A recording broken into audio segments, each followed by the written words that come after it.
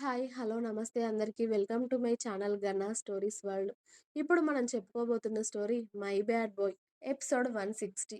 ఓయ్! వీడు పెరుగుతున్నాడే, చూడు నీ పొట్ట ఎలా పెరుగుతుందో అన్నాడు రుద్ర హ్యాపీగా నవ్వుతూ. బావ, వాడు పెరగడమే కాదు కదులుతున్నాడు కూడా. చూడు నువ్వు అని అతడి చెయ్యి ఆమె కడుపు మీద పెట్టుకుంది వేద. అవునా అని రుద్ర వేద కడుపు మీద చెయ్యి వేసి చాలాసేపు చూస్తూ ఉంటాడు. ఇక లాభం లేదు అని నువ్విలా కూర్చోవే అని వేద కడుపు మీద అతడి తల పెట్టుకొని చూస్తాడు. కానీ ఎలాంటి కదలికలు కనిపించకపోవడంతో వేద రుద్రనే చూస్తూ వాడు కదలడం లేదు అని అంటుంది. వాడికి కూడా నీలాగే బద్ధకం ఎక్కువే, అందుకే పడుకున్నాడేమో, లేచాక చూస్తానులే అని రుద్ర వేద పక్కన పడుకున్నాడు.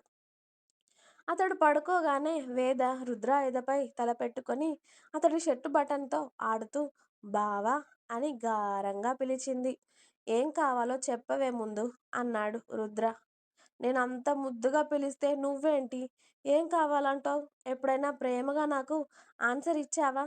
నేను బావా అని పిలవగానే ఏం కావాలి అని అడుగుతావు, కానీ చక్కగా ఏంట్రా అని సమాధానం ఇచ్చావా?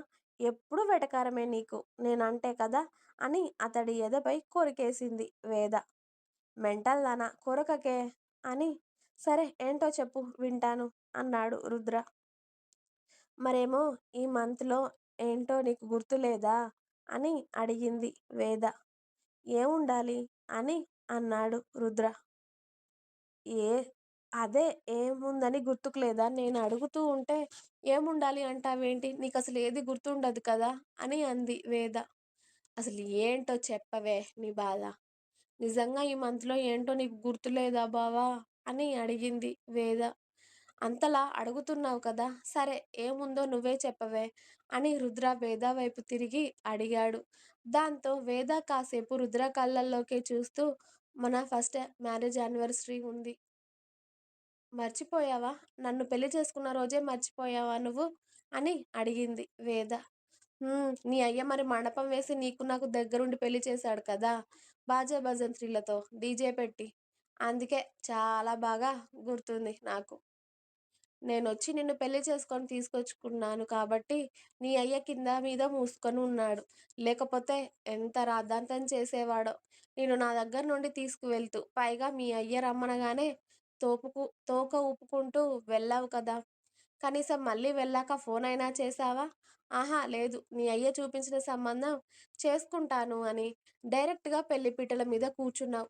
పైగా నేనది గుర్తుంచుకోవాలి అంటావు, అంతేనా అన్నాడు రుద్ర కోపంగా. అబ్బా, జరిగినవి అన్నీ మళ్ళీ ఎందుకు తవ్వుతావు? నీకు మా నాన్నను తిట్టడం భలే ఇష్టం కదా అంది. అందుకే ప్రతిదానికి మా నాన్న పేరు తీసి ఎప్పుడూ తిడుతూనే ఉంటావు. అదేదో జరిగిపోయింది, మన పెళ్ళి జరిగిపోయింది అదే రోజు కదా, ఆ డే నీకు గుర్తుండకూడదు?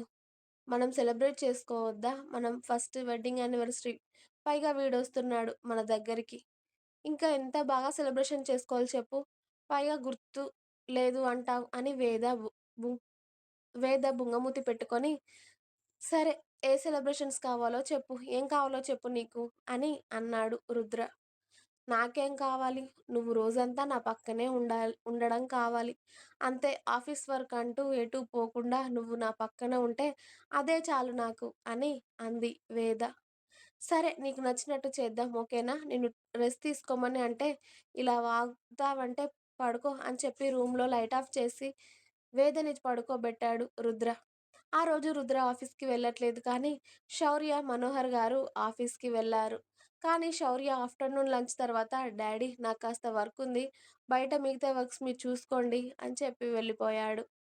శౌర్య కారు స్టార్ట్ చేసిన 10 నిమిషాలకు డ్రైవింగ్ తర్వాత శ్రావణికి కాల్ చేశాడు. మీరా? మేడం గారు అప్పుడే మధ్యాహ్నం రెస్ట్ తీసుకుందామని బెడ్ మీద పడుకున్నారు. శౌర్య నుండి కాల్ రావడంతో వెంటనే లిఫ్ట్ చేసి హాయ్ శౌర్య గారు, ఏం చేస్తున్నారు? భోజనం చేశారా అని అడిగింది.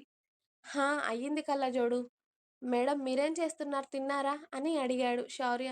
హా తినేశాను కదా శౌర్య గారు, ఇప్పుడే కాసేపు రెస్ట్ తీసుకుందామని ఇలా పడుకుంటున్నాను, మీరు కాల్ చేశారు నాకు అని చెప్పింది శ్రావణి. తమరు రెస్ట్ తర్వాత తీసుకుందురు గానీ, నేనొక 1 అవర్ తర్వాత కాల్ చేసి లొకేషన్ షేర్ చేస్తాను. నేను కాల్ చేసిన తర్వాత నువ్వక్కడికి రావాలి. అర్థమయిందా? అని అన్నాడు శౌర్య. ఎక్కడికండి? అని అంది శ్రావణి అయోమయంగా. అది వచ్చాక మీకే తెలుస్తుందండి. కానీ కాస్త రెడీ అయి ఉంటే సరేనా? కావలిస్తే రెస్ట్ తీసుకోవాలనిపిస్తే హాఫ్ ఎన్ అవర్ రెస్ట్ తీసుకో.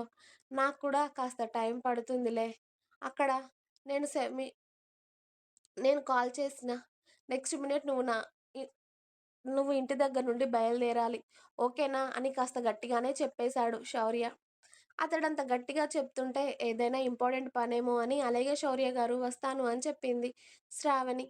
గుడ్ అని నెక్స్ట్ మినిట్ శౌర్య కాల్ కట్ చేసి గంట తర్వాత ఒక 15 అంతస్తుల బిల్డింగ్ ముందు కార్ ఆపి లోపలికి వెళ్తూ ఉంటే శౌర్యని అక్కడ ఆపడం లేదు. ఎందుకంటే బిజినెస్ ఫీల్డ్‌లో రుద్ర, శౌర్య, చరణ్ అంటే తెలియని వాళ్ళు ఎవ్వరూ లేరు. ఎందుకంటే ఈ ముగ్గురు అన్నదమ్ములే కదా బిజినెస్‌లో చక్రం తిప్పేది. రుద్రకి ఎంతైతే ఫేమ్ ఉందో శౌర్యకి, చరణ్‌కి ఏమాత్రం తగ్గకుండా అంత ఫేమ్ ఉంది. రుద్ర పేరు వచ్చింది అంటే ఆటోమేటిక్‌గా అక్కడ చరణ్ శౌర్య పేరు కూడా వస్తుంది. అన్నకి ఏమాత్రం తీసిపోని తమ్ముళ్ళు అని చాలా మంచి పేరుంది మన బంగారాలకి. అది మంచి బ్లో అయినా, చెడులో అయినా, ఏ తిక్కల పనిలో అయినా వాళ్ళకి ఏది చూపిస్తే అది తిరిగి వాళ్ళకి అంత డబ్బులు చూపించడం మన వాళ్ళకి ముందు నుండి అలవాటే కదా! అది మంచిది అయితే మంచి, చెడైతే చెడు ఎదురు తిరిగితే వేసి పారేయడం. అంతే. మన వాళ్ళతో మంచిగా ఉంటేనే మంచోళ్ళు. లేకపోతే వీళ్ళ ముగ్గురి కన్నా తిక్కల నా కొడుకులని ఇంకా ఎక్కడ చూసి ఉండరు. అట్లాంటి టైప్. సో, ఇక శౌర్యని ఎవరు ఆపడం లేదు. పైగా శౌర్యని చూసి స్టాఫ్ చిన్నగా స్మైల్ చేస్తూ ఉంటే మన శౌర్య బాబు కూడా అందరికీ తిరిగి స్మైల్ చేశాడు.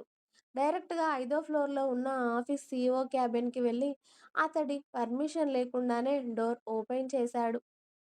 మనోడు వెళ్ళేసరికి ఆ సీఈఓ ఒళ్ళో ఒక అందమైన పాప అసలు బట్టలు వేసుకుందా లేదా అన్నట్టుగా ఉన్న ఒక డ్రెస్ వేసుకొని వాళ్ళిద్దరూ ముద్దు మురిపాలల్లో మునిగి చస్తూ ఉంటే మనోడు అసహనంగా వెనక్కి తిరిగి కాస్త ఆ చెత్త ఆపితే నేను నీతో మాట్లాడాలి అని అన్నాడు శౌర్య. వచ్చింది ఎవరో అర్థం అవ్వక అతడు వెంటనే అమ్మాయిని అతడి ఒళ్ళో నుండి లేపగానే ఆ అమ్మాయి టిక్కు టిక్కుమంటూ బయటికి వెళ్ళిపోయింది. మీకు మినిమమ్ కామన్ సెన్స్ లేదా? లోపలికి వచ్చే అప్పుడు నా పర్మిషన్ అడిగి రావాలి అని తెలియదా? అలా ఎలా పడితే అలా వచ్చేస్తారా? అని సీఈఓ అరుస్తూ ఉంటే, శౌర్య స్టైల్‌గా అతడి వైపుకు తిరిగి కాస్త నువ్వు అరవడం ఆపితే నేనెందుకు వచ్చానో చెప్తాను అన్నాడు రెక్లెస్‌గా. నువ్వు రుద్రాంష్ బ్రదర్ కదా! హాయ్ శౌర్య. అవును. నీకు నాతో పనేంటి? అని ఆ సీఈఓ బాబు శౌర్యతో కాస్త పరిచయం పెంచుకుందామని షేక్ హ్యాండ్ కోసం శౌర్య దగ్గరికి వచ్చాడు.